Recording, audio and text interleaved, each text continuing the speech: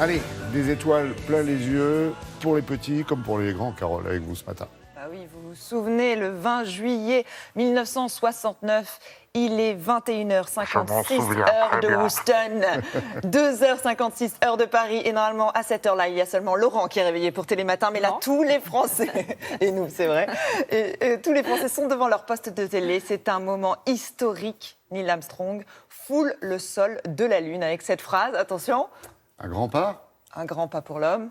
Non, Petit pas pour l'homme, un grand pas pour l'humanité. l'humanité. Tout à fait. Alors, c'est vrai que ça fait 50 ans ce mois-ci, donc on en parle. France 2 vous propose ce soir une soirée exceptionnelle avec le documentaire Apollo 11, Retour vers la Lune. Et c'était ces 8 jours de mission avec, en plus, à la sortie de ce documentaire, un plateau animé par Julien Bugier.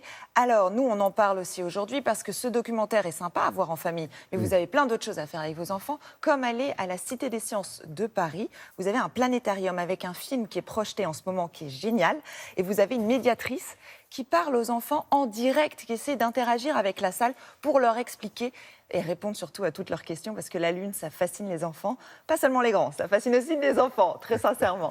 Vous allez voir, c'est Jean-Philippe Houdin qui pilote la navette de ce reportage. Voici notre Terre, il y a 4 milliards d'années. Une jeune Terre qui est un océan de magma, de lave en fusion très très chaud. Et à cette époque, un autre astre de la taille de Mars à peu près, du nom de Theia, serait venu percuter notre jeune Terre.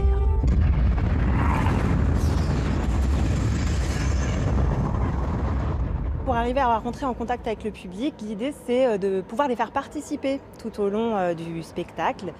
Alors que pensez-vous que sont ces taches sombres ? N'hésitez pas à répondre. Ce que nous voyons là, ce ne sont pas des cratères. Les cratères, ce sont des objets bien trop petits pour qu'on puisse les distinguer à l'œil nu parce que la Lune est tout de même à 380 000 km de nous. Si on devait la décrire, ce serait une grosse sphère rocheuse où en fonction si on se trouve à l'ombre ou au soleil, la température elle varie d'un seul coup. Elle est ronde, il y a plein de trous, il n'y a pas d'eau, il n'y a pas beaucoup, il n'y a pas d'air. Elle est blanche et il y a des trous. Je dirais aussi que c'est un objet céleste qui a une énorme influence sur la Terre et de savoir que l'histoire de la Terre et la Lune sont liées, eh bien, je trouve que c'est toujours extrêmement passionnant. 6, 5, 4, 3, 2, 1, 0.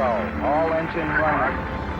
We have a liftoff. Liftoff on Apollo 11. Ici, par exemple, la mer de la Tranquillité, c'est sur cette mer que s'est posée la mission Apollo 11 et que donc, Neil Armstrong et Buzz Aldrin ont posé le premier pied.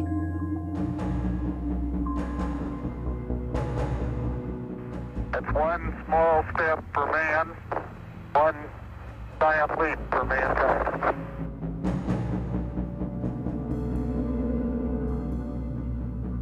J'ai dû voir quelques images, mais c'était quand j'étais encore en primaire. C'était souvent représenté, il était là avec son drapeau, il était fier d'être sur la Lune avec son drapeau américain. Ça, c'est ce qui m'a un peu engagé à aimer l'espace. Je dois avouer que je suis plutôt assez surprise de voir que les gens portent beaucoup d'intérêt et connaissent déjà en fait énormément de choses, et notamment les plus jeunes. Ma planète préférée, c'est Saturne. J'aime peut-être bien Mars, juste parce qu'elle est rouge et que rouge j'aime bien, mais bon, c'est pas forcément un très bon argument. Ma planète préférée, c'est Saturne. J'ai une planète préférée, c'est Saturne, parce que je trouve que c'est la plus jolie. Un spectacle formidable qu'on peut tous voir et apprécier, bien sûr. Un film entre terre et ciel, ça s'appelle, c'est jusqu'au 1er septembre. Renseignez-vous pour les horaires parce qu'il y a 1 à 3 projections par jour, tous les jours, sauf le lundi. Et sinon, je voulais vous montrer une petite application qui, moi, me sauve beaucoup pendant les soirées d'été avec mon fils. Ah, d'accord. C'est celle-ci, en fait, ça s'appelle Star Walk. Et en fait, ça vous permet de savoir exactement où se trouvent les étoiles et les planètes quand vous êtes face à votre enfant. Là, par exemple, vous avez Vénus Soleil, le Soleil forcément qui est derrière vous, ça on le sait, Mars, Mercure, là sur votre épaule. Hein. Et après, vous vous déplacez comme ça, c'est en réalité augmenté. Neptune se trouve là-bas. Enfin, vous voyez, c'est marrant. Vous pouvez tout savoir et répondre à toutes les questions de vos enfants. Explorer le ciel avec votre écran. Exactement. Et une autre petite application très très rigolote cette fois-ci, qui est proposée par la NASA, c'est le NASA Selfie. Donc là, je vais vous prendre en photo du nez. et vous allez devenir C'est nasal. un cosmonaute. Regardez, là vous cliquez. En culotte courte. En culotte courte, surtout en scaphandre. Et après, vous pouvez sélectionner. Si Oh, vous c'est préférez d'autres galaxies, vous avez le droit d'avoir votre galaxie à vous, Laurent. C'est pas mal. Ouais, c'est plutôt bien. Sinon, il y a quelques semaines, on recevait avec un grand bonheur, effectivement, notre ami Thomas Pesquet sur le plateau de Télématin. Il nous avait accompagnés pendant une vingtaine de minutes. On avait évoqué justement le retour futur vers la Lune. Il en sera question ce soir. Ce soir, effectivement. Donc à 21h, vous avez le documentaire suivi du plateau débat avec Julien Bugier qui reçoit, c'est pour ça que vous en parlez, Thomas Pesquet comme invité. Donc vraiment, passez une belle soirée en famille sur France 2. Merci beaucoup. Les brunes ni les lunes ne comptent pour des prunes.